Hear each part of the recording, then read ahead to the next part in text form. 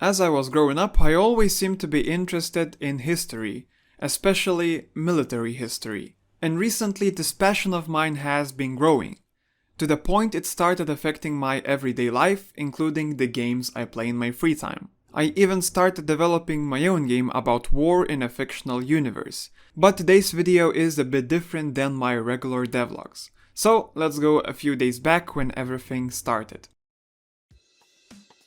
It was a regular day. I was just sitting on the couch relaxing and spending quality time with YouTube when this one video from the channel that I watch called the Operations Room caught my attention. It was a video about the Battle of Midway.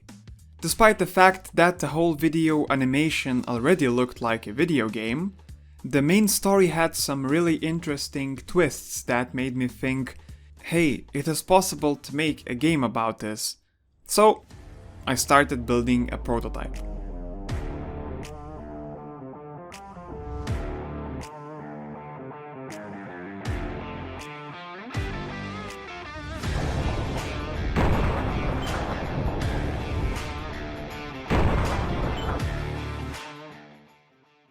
The main idea of the game is to have two opposing players with their fleets and airplane squadrons. Their goal is to find each other and successfully sink their fleet carrier, which is the most important thing in the game.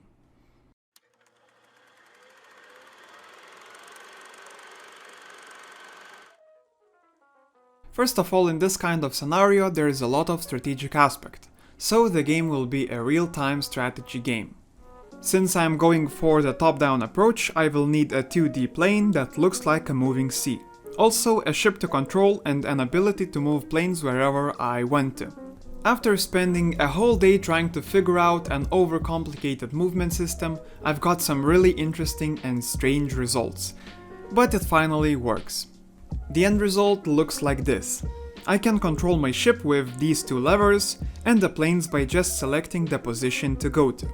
For the simplicity's sake, they only have three options: move to a new location, patrol around a specific point,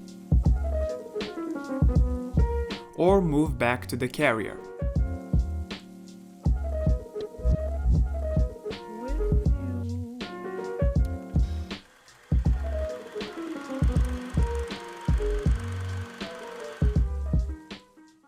During the Battle of Midway, nobody really knew where their enemy was, and that is what made the battle so unpredictable. In naval combats like this, usually the side which successfully detects the enemy first and sends out a strike force comes out victorious. So the fog of war is going to be a big part of the game. You will not know where your enemy is until you find him in a game of cat and mouse.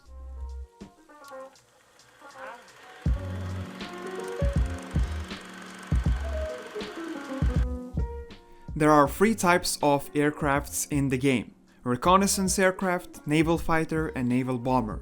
As you can imagine, they are good at different things. Fighter is good at protecting your ship and escorting bombers. They lack speed, range, and vision. These stats are reserved for recon aircraft, which primary role is to discover the enemy fleet. The last aircraft is the striking force of your squadron. This aircraft wins the battle by sinking the enemy's carrier.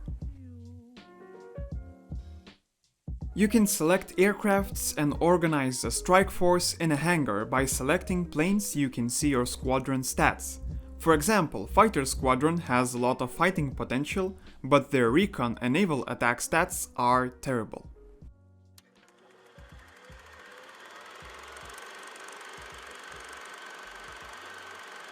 Timing is another essential part of the game. It can be concluded by another historical event called the Dilemma of Admiral Nagumo.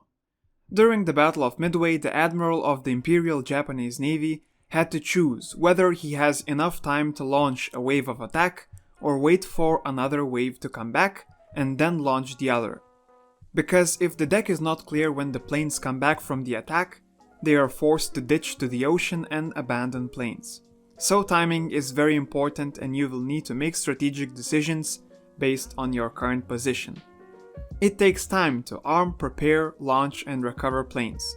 So any plane without fuel in the air will be doomed if the deck is not clear in time for them to land. I guess that's all for today. I know it's not much, but sometimes it is just really hard to balance out work, free time, and activities like this. I hope you liked it, and I hope I will see you in the next episode.